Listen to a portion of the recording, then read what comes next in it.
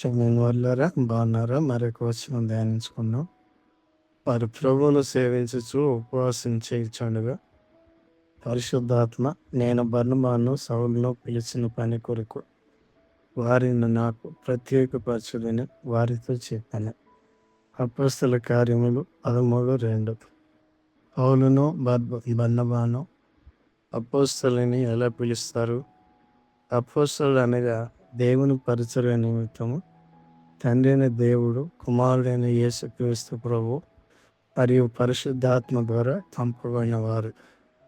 మొదటిగా దేవుడు తన కుమారుడైన యేసుక్రీస్తును మన పాపమునకు ప్రాయశ్చిత్తము జరిగించుటకు అపొస్తలునిగా పంపించారు.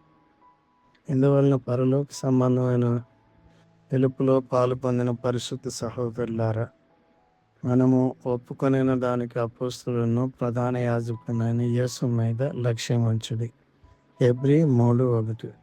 రెండవదిగా, దేవుని కుమారుడైన ప్రభువైన యేసుక్రీస్తు వారు 12 మంది అపొస్తలులను యేసు ప్రభువు వారి మరణ పునరుద్ధానమును లోకమంతటికి ప్రకటించుటకు పంపెను.